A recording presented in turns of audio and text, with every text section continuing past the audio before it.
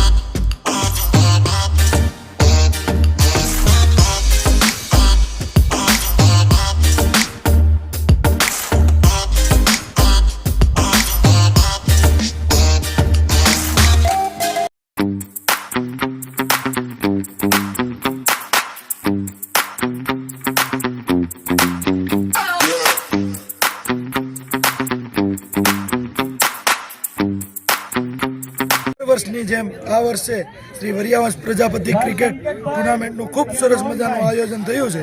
તેમાં 8 ટીમ ભાગ લઈ રહી છે। તો ખૌને તો બધા જોવા આવેલાને ખૂબ ખૂબ અભિનંદન અને મીડિયા મિત્રોને પણ અભિનંદન કે અમારી આ બાબતે નોંધ લીધી છે। એ અમે વરિયાવંશ પ્રજાપતિ સમાજ સુરતમાંથી આવીએ છીએ અને આ સુરતની 8 ટીમો જોડાઈ ગઈ છે અહીંયા અને હર વર્ષે ટુર્નામેન્ટ કરવાનું આયોજન કરી રહ્યા છીએ। તો આ અમારી બીજી ટુર્નામેન્ટ છે અને આગળ અને સમયસર અમે આવી ટુર્નામેન્ટો કરતા રહીએ। મોરણિયા હિરેન ઇન્ટરેસ્ટિંગ મેચ હતી અને મારા માટે પહેલો એક્સપિરિયન્સ છે। હું તો પહેલી વાર સુરતમાં આવું છું। આવું આયોજન વારે વખતે થવું જોઈએ। મેનેજમેન્ટ છે તે બહુ સારું, મતલબ ભોજનનું, નાસ્તાનું બધાનું જ આયોજન સારું કર્યું છે।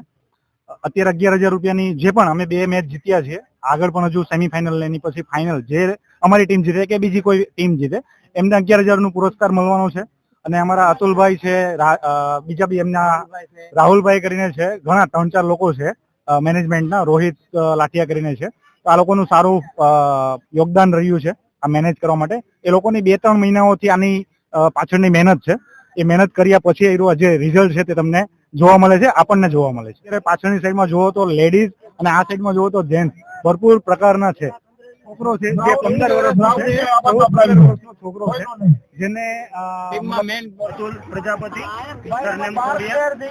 અમારા શ્રી વરિયાવંશ પ્રજાપતિ સમાજ દ્વારા હર વર્ષે ક્રિકેટ ટુર્નામેન્ટનું આયોજન કરવામાં આવે છે। આ અમારી ચોથી ક્રિકેટ ટુર્નામેન્ટ છે। જે ટુર્નામેન્ટની અંદર આજે સમાજના વ્યક્તિઓ દ્વારા 8 ટીમનું આયોજન કરવામાં આવ્યું અને ટોટલ આખો દિવસ રાત્રે 12 વાગ્યા સુધીમાં 12 મેચનું આયોજન કરવામાં આવ્યું છે। સાથે અમને સહકાર આપનાર અમારા દાતાશ્રીઓ, અમારા અગ્રણીઓ, અમારા વડીલો હરહંમેશ અમને સાથ આપે છે। હવે નાની ઉંમરમાં નવયુવાનોને આગળ વધવા માટે હંમેશા સહકાર આપવામાં આવે છે। અમારા કમિટી મેમ્બર્સ, અમારા સમાજના વડીલો, સમાજના દાતાઓ બધા હરહંમેશ હર કોઈ કાર્યક્રમની અંદર અમને સહકાર ટેકો જરૂર આપે છે અને અમને પ્રોત્સાહિત કરે છે કે ખૂબ આગળ આવીએ, સમાજને ખૂબ આગળ લાવીએ, નવયુવાનો નવી રાહ મળે તે પ્રત્યે હંમેશા હર વખતે નવી સલાહ સૂચન આપતા રહે છે। ત્યારબાદ અમારા સમાજમાં કારકિર્દી સેમિનાર, ત્યાર પછી હર વર્ષે સ્નેહ મિલન, આવા નાના મોટા કાર્યક્રમો અવારનવાર થતા રહે છે।